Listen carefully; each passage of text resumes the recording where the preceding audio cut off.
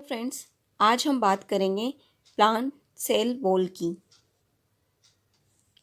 तो बात करते हैं सेल वॉल की कि सेल वॉल क्या होता है। सेल वॉल है एक प्रोटेक्टिंग लेयर है। ये एक लेयर है जो हमारी सेल मेम्ब्रेन है उसके बाहर प्रेजेंट होती है। जो कुछ प्लांट्स होते हैं जिनके अंदर जो होती है सेल वॉल प्रेजेंट होती है, जो हमारे एनिमल सेल्स होती हैं उनके अंदर सेल वॉल देखने को नहीं मिलती है। जो ये सेल वॉल है वो प्लांट सेल का एक इम्पोर्टेंट करेक्टर है, क्योंकि ये जो है हमारी जो प्लांट सेल है उसको प्रोटेक्शन, स्ट्रक्चर एंड सपोर्ट देने का काम करता है।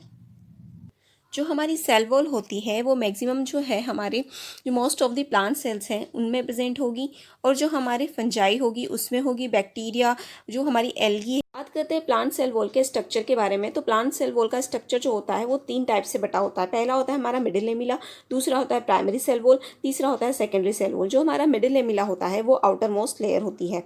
जो मिडिल लेमिला की अगर बात करें तो ये जो होता है हमारा कैल्शियम और मैग्नीशियम पेक्टेट का बना होता है। और जो ये होता है, जिस तरह से हम बात करें कि हमारी जो 2 ईंटें होती हैं उनको आपस में कनेक्ट करने का काम एक सीमेंट करता है, तो ये जो मिडिल लेमिला है ये भी एक तरह से सीमेंट का काम करता है, सीमेंट की तरह ही काम करता है।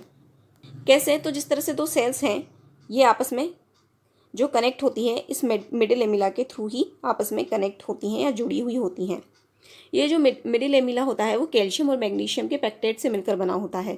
हम बात करते हैं कि हमारे जो फ्रूट्स होते हैं वो कच्चे होते हैं तब थोड़े हार्ड होते हैं, लेकिन जब वो पक जाते हैं तो वो सॉफ्ट हो जाते हैं। तो हमारे जो ये मिडिल लेमिला जो होती है, जब फ्रूट्स पक जाते हैं तो उनकी जो मिडिल लेमिला होती है वो सॉफ्ट हो जाती है। इस वजह से हमारे फ्रूट्स पक जाने पर सॉफ्ट हो जाते हैं। मिडिल लेमिला के बाद बात करें प्राइमरी सेल वॉल की, तो जो प्राइमरी सेल वॉल होती है वो मिडिल लेमिला और हमारी जो सेल मेम्ब्रेन है उसके बीच में प्रेजेंट होने वाली लेयर होती है। ये जो लेयर होती है जैसे जैसे प्लांट मेच्योर होता जाएगा या जब आगे बढ़ता जाएगा तो इसकी जो है थिकनेस बढ़ती जाएगी। बात की जाए हमारे सेकेंडरी सेल वॉल की, तो हमारी जो सेकेंडरी सेल वॉल होती है, जो हमारी प्राइमरी सेल वॉल की जो थिकनेस की वजह से जब इसके अंदर हार्डनेस आ जाती है तो हमारी सेकेंडरी सेल वॉल का फॉर्मेशन होता है, जो कि हमारी प्लाज्मा मेम्ब्रेन के कांटेक्ट में होती है। पिट्स की, तो पिट्स क्या होते हैं? पिट्स की अगर हम बात करते हैं तो जो हमारी सेकेंडरी सेल वॉल होती है वो जो होती है धीरे धीरे जैसे जैसे प्लांट मेच्योर होता जाता है तो उसके अंदर थिकनेस बढ़ती जाती है। ये थिकनेस क्या होती है? जो हमारे सेल्यूलोज, हेमीसेल्यूलोज, पेक्टीन्स वगैरह जो मटेरियल उसके अंदर मैट्रिक्स में जो प्रेजेंट था वो आके इन पर जमा होने लग जाता है या इकट्ठा होने लग जाता है, जिससे इनकी जो थिकनेस है वो बढ़ती जाती है।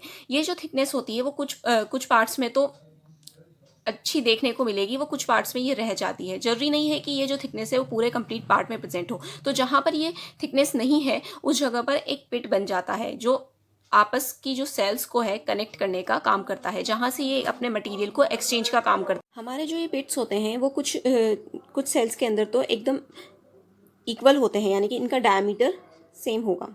और जो कुछ पिट्स ऐसे होते हैं जिनकी जो सेकेंडरी वॉल होती है वो इस तरह से फोल्ड हो जाती है, और जो हमारी मिडिल लेमिला होती है और हमारी प्लाज्मा मेम्ब्रेन होती है वो आपस में कनेक्शन का काम करती है। इनके बीच में एक थिक पार्ट पाया जाता है जिसको हम टोरस कहते हैं। इस टोरस का जनरली काम ये होता है कि जो फ्लूइड जो होता है, जो दोनों सेल्स के अंदर जो फ्लूइड प्रेजेंट है, जो इस पार्ट से उस पार्ट जाने का काम करेगा।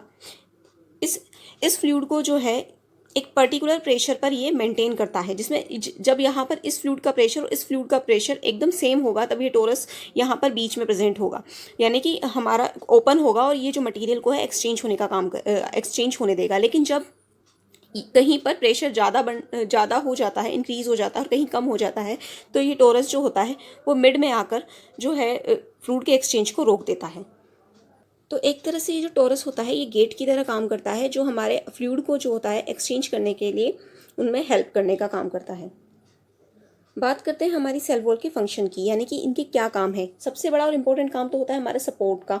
जो हमारा मैकेनिकल स्ट्रेंथ होती है जो हमारी सेल की, वो हमारे इस सेल वॉल की वजह से ही होती है। दूसरा होता है हमारा प्रोटेक्शन जो हमारे वायरस और पैथोजेंस होते हैं इनके अटैक से जो होता है हमारे जो सेल वॉल के इंटरनल पार्ट को ये प्रोटेक्ट करने का काम करता है।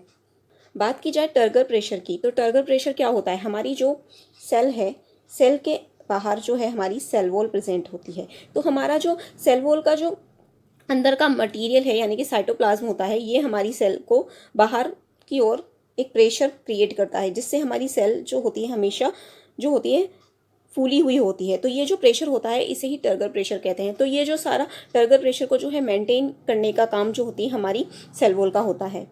बात की जाए हमारी रेगुलर ग्रोथ की, तो जो हमारी सेल वॉल होती है वही हमारी सेल को जो होती है सिग्नल्स भेजती है, जिससे हमारी जो सेल साइकिल होती है वो काम कर स्टार्ट हो जाती है और हमारी जो सेल पर्टिकुलर सेल है वो 2 पार्ट में या डिवाइड होने का काम करती है। बात की जाए कम्युनिकेशन की, तो हमारी जो सेल वॉल है जो आपस में 2 सेल्स के आपस में कनेक्ट करके उनको कम्युनिकेशन करने का काम करती है, उनके मटेरियल को एक्सचेंज करने का काम करती है। जो सेल वॉल होती है वो हमारे फूड का या कार्बोहाइड्रेट का जो है स्टोरेज करने का काम भी करती है। स्पेशली जो सीड्स होते हैं हमारे, उनके अंदर जो है फूड को स्टोर कर लेती हैं, ताकि जब जो उसके पर्टिकुलर ऐसी कंडीशन आ जाती है, उसकी फेवरेबल कंडीशन आ जाती है, तब वो सीड जो होता है जर्मिनेट होकर एक कंप्लीट प्लांट में कन्वर्ट हो जाता है। तो ये थी हमारी कंप्लीट सेल वॉल। अगर आपको वीडियो अच्छा लगा है तो लाइक कीजिए, शेयर कीजिए। Thank you.